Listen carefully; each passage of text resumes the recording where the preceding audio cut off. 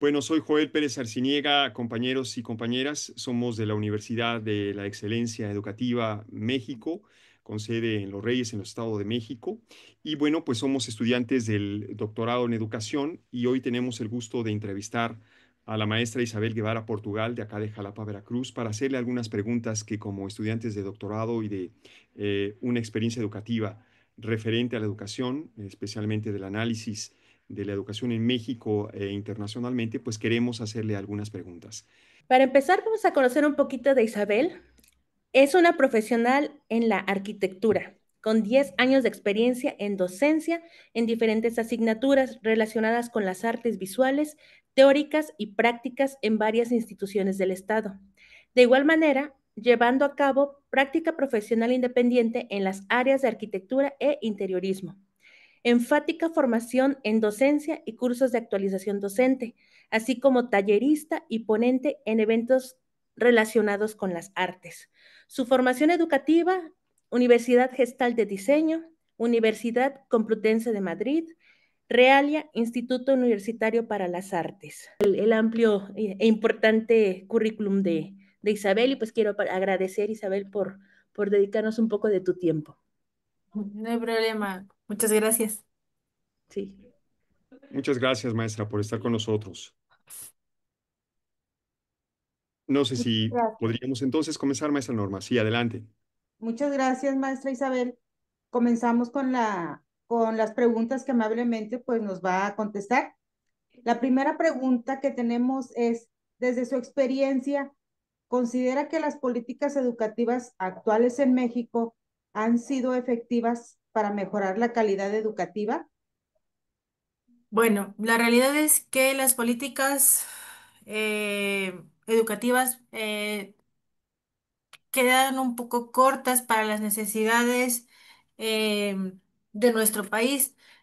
Bueno, yo como escuela particular les puedo decir que las políticas que manejan la nueva escuela mexicana, en este caso, nos quedan bastante cortas. Este, lo que ha venido aquí a, a coartar un poco. La perspectiva que teníamos hasta hace un par de años del el enfoque que teníamos conforme a la educación nos ha hecho un poco retroceder en ciertos aspectos, sobre todo en la parte administrativa. Es mucho, o sea, según lo manejan ellos, es un poco menos administrativo, pero la realidad es que tenemos que estar generando documentación por llenar documentación, vamos. No es una cuestión que al menos a nosotros como escuela particular que somos nos genere alguna aportación más allá de eso, de tener que cumplir con ciertos, mm, con ciertos requisitos que nos marca la Secretaría. Ah, muy bien, muchas gracias por su aportación. La siguiente pregunta, ¿cuáles considera que son los principales logros de estas políticas?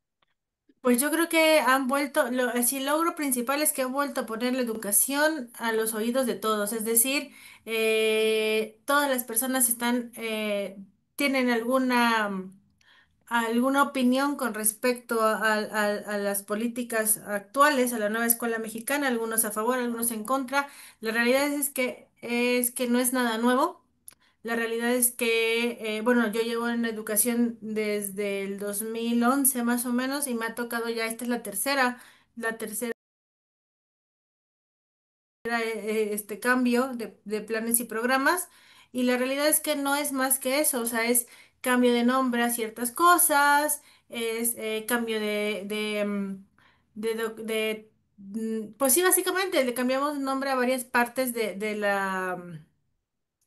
del quehacer docente, pero en realidad, pues yo creo que lo que principalmente han logrado es poner otra vez como parte del diálogo diario de la sociedad, la educación y las políticas nuevas. Ah, muchas gracias. Aportaciones muy valiosas que nos da una visión muy importante. Gracias. Gracias. A continuación, la maestra Montserrat. Adelante, maestra Montserrat. Bueno, sí, directora, ¿considera que las políticas educativas implementadas por la SEP son funcionales en el contexto de su escuela? Yo siento que no. La realidad es que para lo grande y diverso que es nuestro país, la SEP debería de empezar a plantearse una manera de generar políticas con respecto a cuestiones como más puntuales. Lo que les comentaba yo, por ejemplo, nosotros como escuela particular, los consejos técnicos nos exigen, por ejemplo, ciertos rubros, ciertos puntos que cumplir. Este, que a veces, pues a nosotros en teoría no nos afectan. Es decir, por ejemplo, el consejo anterior nos pedía una encuesta sobre la parte de las evaluaciones docentes para las plazas. Pues los maestros de una escuela particular no tienen plaza. Entonces, como para qué voy a agregar ese tipo de situaciones a una escuela particular. Y como esto les puede decir muchas cosas, también, por ejemplo, las situaciones geográficas, o sea, esto nos están manejando, que nos están acercando más, como ciudadanos, pero en realidad es cierto que nos están alejando un poco más en el sentido de que eh, los contenidos han sido minimizados. Si es real que se necesita a lo mejor replantear ciertas maneras de educar a los chicos, de la parte esta de no memorizar, de esta parte como más de antes, la realidad es que esto no cambia. O sea, esta parte no nos la están cambiando, simplemente nos están reduciendo. eh, Algunos aspectos importantes. Yo, por ejemplo, les puedo compartir que nosotros llevamos, sí, la nueva escuela mexicana, pero cada uno de mis maestros los ajusto de acuerdo a las necesidades que sabemos que tienen los chicos para el siguiente nivel educativo. Porque si bien quitaron ciertos contenidos, por ejemplo, en matemáticas, que es muy, muy, muy, muy marcado, en la parte de la parte de álgebra, por ejemplo, eh, el maestro ha tenido que adaptar y hemos tenido que crear nuestros propios materiales para poder generarle a los chicos este conocimiento, porque sin esta parte, el siguiente tema no va a quedar. ¿Sí me explico? Ujú, sí, híjole, complicada el panorama, ¿verdad? Sí. Sí, y justamente vamos a hablar un poco de la NEM, de la nueva escuela mexicana, que se me hace muy importante. ¿Cómo se han adoptado las reformas educativas recientes, como la nueva escuela mexicana, en su comunidad escolar? Hablando de... Ajá. Pues mira, el primer año básicamente fue de nombre, vamos, o sea, no habían salido materiales, no habían salido contenidos, no habían salido ni siquiera o sea, vamos, nos lanzaron al ruedo sin tener más allá de un conocimiento muy, muy general de lo que es la escuela, la nueva escuela mexicana. El siguiente año fue un poco más fácil porque ya teníamos unos planes y programas que si bien no estaban muy bien, especificados porque, por ejemplo, hasta la fecha, al menos en mi supervisión, no hemos podido generar una- un, un archivo, un material para hacer los planes analíticos. O sea, al principio, esta parte del plan analítico que se generó, bueno, nos pidieron, nos decían, que por escuela, que por campo formativo, que no, que por maestro. Entonces, cada escuela hizo lo que pudo o sea, y generó su propio documento. Yo la verdad es que me traté de documentar lo más que pude y lo que sí hice fue uno por escuela, pero pues yo como mi licenciatura es en arquitectura, soy un poco más cuadrada en ese sentido, entonces me ayudó mucho.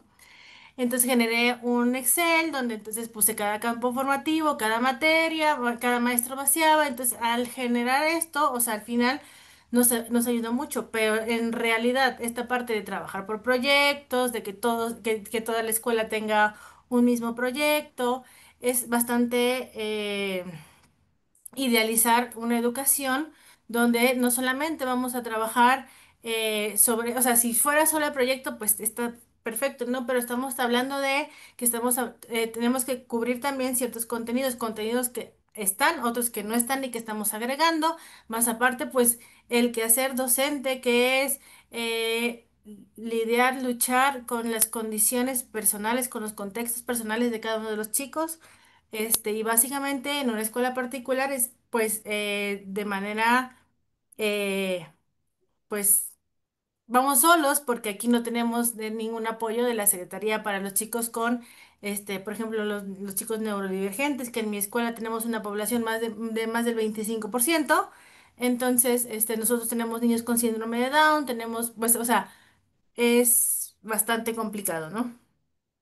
Híjole, sí, pues veo que es bastante complejo. Espero que con el tiempo se vayan adaptando, porque pues sí, sí veo que se la ven difícil. Sí, es complicado sobre todo en el sentido de que no hay.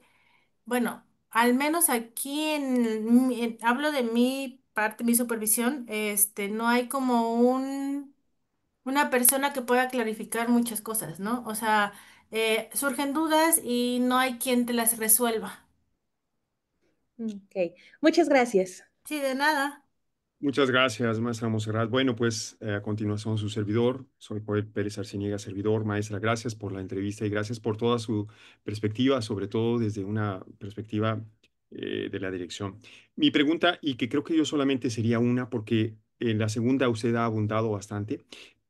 Como usted sabe, al parecer en el anterior, con el anterior gobierno, como que se intentó un poco deslindarse de la prueba PISA. Eh, el anterior presidente dijo pues que la prueba PISA pues estaba delineada en el periodo neoliberal y entonces un poquito como que tratamos de salir. Como sabemos es periódica, es cada 3 años, a veces más, pero no se había aplicado de alguna manera. Hoy día ya se aplicó. ¿Usted qué opinión tiene en razón de esta nueva escuela mexicana? Entrar a estas pruebas y, ¿verdad?, verificar cómo andamos. Nos gustaría mucho su opinión. Muchas gracias. Yo sí considero que son sumamente necesarias porque es lo que necesitamos, es una parte donde podemos ver la estandarización de ciertos conocimientos necesarios y generales. O sea, eh, considero que las necesidades de un educando son las mismas hasta cierto nivel, vamos a decir, y ya de ahí podemos a lo mejor ir modificando ciertas partes, ¿no? Por ejemplo, recuerdo hace, no sé, unos 5 años que trabajaba yo en otra escuela, un maestro decía, es que sería mucho más fácil si, a lo mejor la educación se viera, por ejemplo, que algunas materias de las escuelas que están cerca de la costa vienen un poco de la parte de la biología en los peces, o sea, como sí centralizar un poco, o sea, bueno, puntualizar más los conocimientos de cierta parte. Entonces, las pruebas estas estandarizadas yo las consideraba como algo muy necesario porque ahí no estábamos aprobando, ¿no? Un alumno, estábamos viendo este, cómo estábamos en general. Y estas pruebas no son algo que nada más hagamos nosotros como mexicanos, ¿no? Es una cuestión que se ve en varias partes del mundo. Es más, hay pruebas, bastante más específicas que la misma organización, las organizaciones, no gubernamentales generan para tener estos conocimientos. Y la realidad es que yo sí veo unas generaciones necesitadas de este tipo de pruebas. O sea, yo entro a las aulas y a veces el vocabulario de los chicos es súper miniatura, es cortito, tienen muchas dudas. Veo uno en ellos faltas de ortografía, de ortografía increíbles que en un alumno de secundaria uno no veía, ¿no? Entonces, yo siento que estas pruebas son necesarias, que sí deberían de implementarse y es más, que a lo mejor en nuestro mismo sistema ya como a nivel estatal, generar este tipo de evaluaciones como periódicas, a lo mejor al finalizar un grado, para también ir midiendo con estas pruebas justo los conocimientos necesarios para los chicos. Muchas gracias. Por mi parte, esa sería la pregunta, porque todo lo demás ya lo he dicho y ampliado la información. Adelante, la maestra Virginia, por favor. Buenas noches, maestra Isabel. Gusto en Buenas noches. conocerla. Gusto ahora sí en compartir estos conocimientos que nos está usted dando. Y pues mis preguntas son, desde su experiencia, ¿considera que las políticas educativas actuales, bajo el enfoque de la NEM, están logrando reducir las brechas de desigualdad educativa en el país? ¿Qué acciones adicionales cree que serían necesarias para lograr una mayor equidad?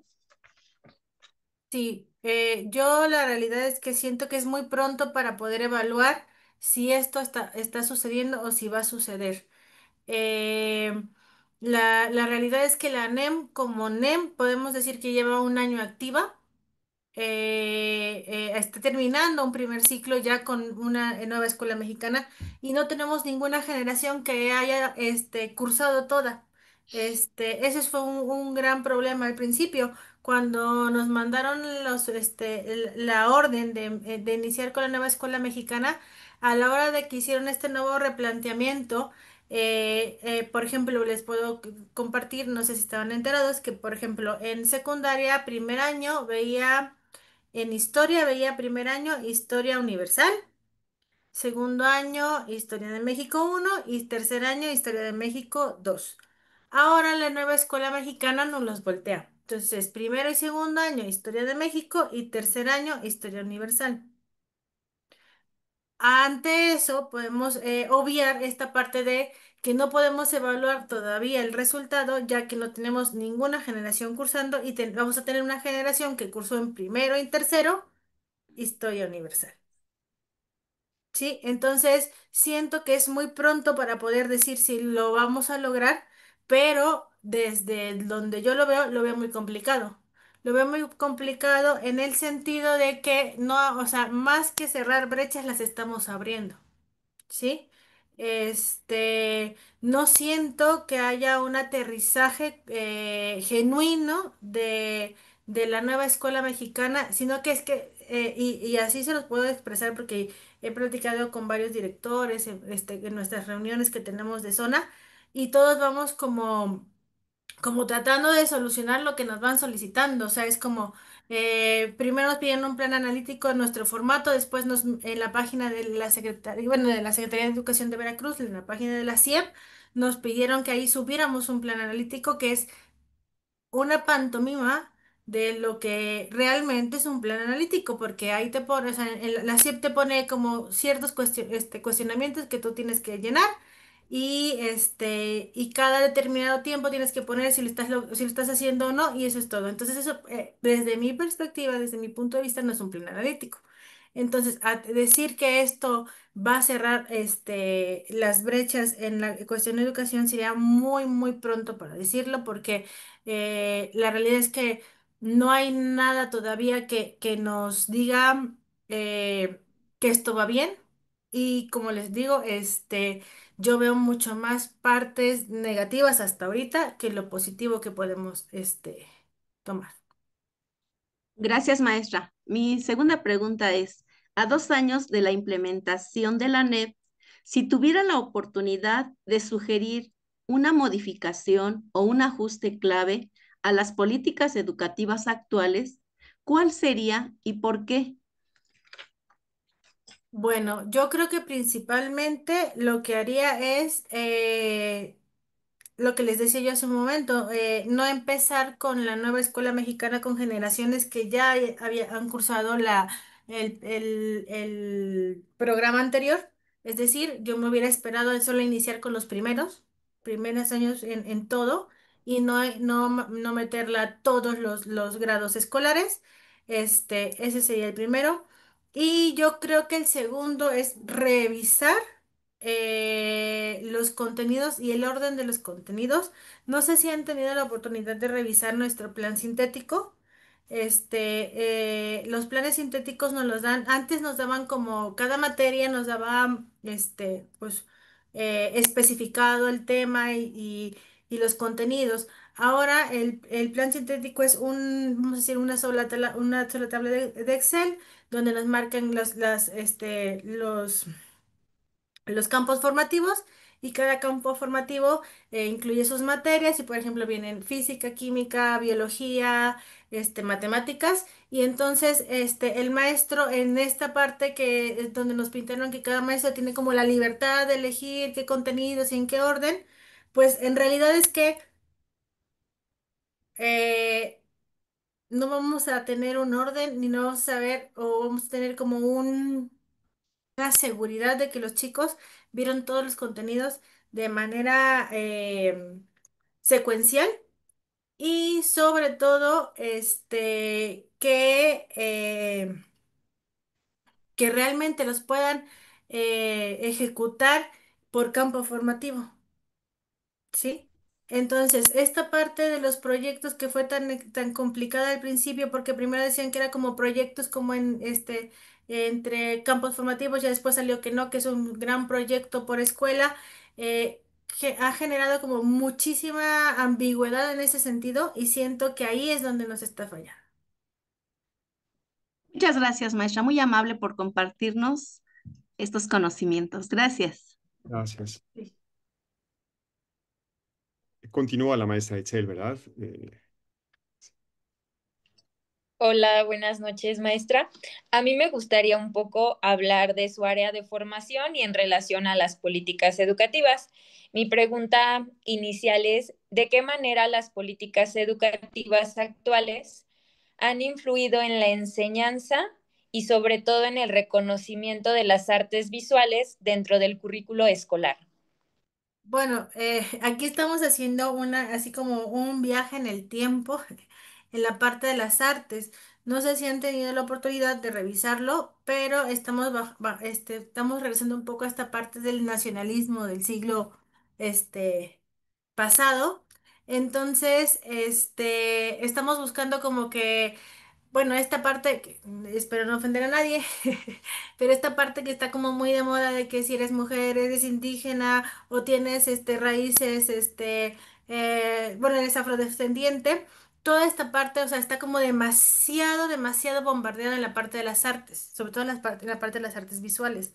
Este, entonces, hacia eso es hacia donde va la nueva escuela mexicana en la parte, al menos de artes visuales. También un poco por ejemplo, en música, que hemos revisado también el plan sintético, va sobre esta parte indígena, la danza, todo esto también, o sea, como que eh, la cultura, vamos a decir, la cultura mundial se ve un poco desplazada y vamos a regresarnos al nacionalismo. Ah, ok, o sea, usted considera que desde ese punto se ha retomado las artes, sin embargo, no vamos como que avanzando, es lo que entiendo. Ajá, o Yo sea, voy es como que le quitamos un poco la importancia a lo que está pasando o lo que pasó en general y vamos a a lo que pasó aquí en nuestro país y siéntete orgulloso de esto que pasó, ¿no? muy bien. Mi segunda pregunta es que desde su experiencia docente, pues creo que ya lo contestó un poco, pero ¿considera que la nueva escuela mexicana ha dado un papel relevante a las artes en la formación integral de los estudiantes? Eh, en papel tal vez, pero en la realidad no. En la realidad es o sea, se sigue considerando una materia, la materia en donde deben de ponerse los ensayos, donde deben de ponerse, esa materia o sea, vamos a tener un repaso de matemáticas, ¿qué materia les quitamos? Artes, ¿no? Obviamente, desde mi dirección, yo siempre trato de respetar y de darle la importancia suficiente a cada una. Nosotros ofrecemos cuatro artes: teatro, artes visuales, música y danza. Entonces, siempre darle su espacio en cada uno de nuestros eventos, generarles eventos a ellos, pero en realidad es que pues no hay un papel relevante para las artes. Le agradezco, maestra. Por último, gracias, maestra, por su anuencia, el maestro Eliud. Maestro Claro Eliud, que sí. adelante. Muy buenas noches, directora. ¿Cree que las políticas educativas actuales responden más a una lógica política o pedagógica? ¿Y cómo se refleja esto en esta vida diaria de su escuela? Bueno, yo creo que en todas las políticas educativas van correspondiendo a la parte política, ¿no? Todas, todas. Pero en esta en general sí se ha visto demasiado, vamos a decir, demasiado expuesta a la parte política. No es no es una mentira que al menos los libros de texto, si ustedes han tenido la oportunidad de revisarlos en varias partes, pues menciona mucho este adoctrinamiento hacia ciertas, características políticas de nuestro país. Yo, por ejemplo, les puedo decir que nosotros los libros de texto gratuitos los manejamos únicamente de consulta porque los papás así lo solicitaron. Nosotros llevamos libros de texto de otras editoriales que manejan única y exclusivamente conocimientos generales, ¿no? Y obviamente yo siento que sí, en esta parte vamos más hacia lo político, estamos regresando un poco a las pedagogías sudamericanas porque obviamente estamos pues rodeados de este contenido político que hacia allá va, ¿no? Que no es tan mal, que no es tan bien, no vamos a saberlo, como les decía yo, hasta que terminemos al menos una o dos generaciones y veamos qué podemos lograr. La realidad es que, o sea, vamos a decir que fue una serie de eventos desafortunados saliendo de la pandemia, donde tuvimos que pasar a todos los chicos que no había manera, el sistema no nos permitía reprobar a los alumnos, o sea, la mínima calificación que podías ponerle era 6. Saliendo de la pandemia en 2021, a partir del 2022, todavía no había 5 en boletas. 2023 empiezan a poderse reprobar alumnos, pero inmediatamente entra la nueva escuela mexicana y ya no, o sea, ahí tenemos como esta generación que yo sí bromeo con unos compañeros, les digo, estas generaciones deberían de decir así en sus certificados, tal año lo cursaron en pandemia, tal año en nueva escuela mexicana, como para que sepan por dónde van, ¿no? Porque la realidad es esa, la realidad es que sí estamos obedeciendo una parte política y no nos está favoreciendo la parte de la pandemia que tuvimos antes. Muy bien, le agradezco su respuesta. También, directora, ¿qué aspectos de estas políticas que estamos hablando en general genera una mayor resistencia entre su personal docente y por qué considera que esto está sucediendo? Bueno, pues los maestros, es muy, no sé si algunos de ustedes son maestros en el ámbito público, pero los maestros en el ámbito público pues no tienen para dónde hacerse, ¿no? O sea, realmente tienen que cubrir ciertas políticas por lo mismo de pertenecer a esta parte. En la parte privada es un poco diferente porque nosotros estamos un poco más libres en ciertos aspectos. O sea, si bien tenemos que cubrir todo de manera virtual, la realidad es que tenemos un poco más, como les decía yo, de flexibilidad en ciertos sentidos. Por ejemplo, yo les puedo decir que los maestros estaban renuentes a los libros de texto, sobre todo porque me decían, o sea, un maestro de química que tiene 6 módulos a la semana, el libro pues no daba para trabajarlo todo en un ciclo escolar y más ahora con los ciclos escolares que son tan largos. Entonces, nosotros lo que sí hemos apoyado a los docentes es en eso, en que generar su propio material. La escuela para la cual yo trabajo tiene una editorial y esa editorial es la que le genera, o sea, ellos mismos son autores de sus materiales los reproducimos y los niños los llevan. Entonces, por ejemplo, ahí nosotros nos apoyamos mucho en ese sentido. Varias escuelas oficiales compran estos materiales también para apoyarse, por lo mismo, ¿no? Entonces, lo que más renuencia tienen es a esta parte de la parte administrativa, por ejemplo, el plan analítico, que en sí nosotros lo realizamos como un plan, vamos a decir, general de la escuela, pero como escuela particular, mis maestros me entregan un plan anual, un plan trimestral, un plan semanal. Entonces, todo lo demás que nos va pidiendo la nueva escuela mexicana para nosotros no es algo funcional, ¿no? Muy bien, gracias, maestra. Por último, la pregunta, ¿cómo usted equilibra su labor directiva con la implementación de políticas nacionales, con estas necesidades que mencionaba de su escuela y obviamente de la comunidad escolar que usted pertenece y lidera? No sabría yo decirles, es un día a la vez.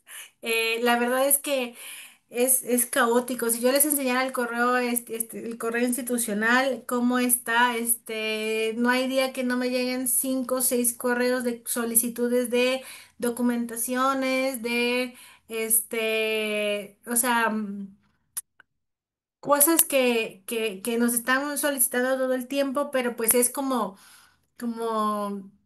es ir pues dándole la importancia a cada uno de los aspectos. Yo, por ejemplo, sí les he de decir que yo le doy más importancia a los alumnos, ¿no? O sea, si un alumno llega y necesita hablar, yo prefiero darle ese tiempo a los chicos que al papel lo que tengo que hacer. Entonces, obviamente se acumula y se acumula todo el tiempo, pero cuando uno cree que ya lo logró, vuelve a abrir el correo y hay otros 10 correos que hay que contestar. Entonces, sí, es mucha burocracia, es muchísima burocracia, pero yo les digo, ya Monse me ha escuchado que yo les comento, o sea, es cansado, sí me canso, pero no me aburro. Muy bien, doctora Isabel. Pues agradezco mucho esta parte y voy a concluir, si usted me lo permite, maestra Isabel, sobre una pequeña conclusión que tuve por aquí apuntando y para hacer una generalización de lo contenido, ¿vale? Primero es para las escuelas particulares de educación básica, estas nuevas políticas educativas se tienen que adaptar a lo que requieren los estudiantes. Y los maestros tienen que adaptar la NEM a la dinámica de la escuela particular generando nuevos materiales para las clases, principalmente el inicio de la aplicación de la NEM. Ahora que ya trabaja por proyecto, es bastante idealista esta educación como holística, pero se tiene que lidiar con contextos y la realización de planes de estudio. Se necesita la estandarización de los contenidos hasta ciertos años de aprendizaje para después ya puntualizar algunos conocimientos. Dicho como el examen PISA, que era bueno para medir conocimientos con otras naciones. Y también menciona usted que también podemos hacer algo dentro del país, por estados, medirnos esos conocimientos.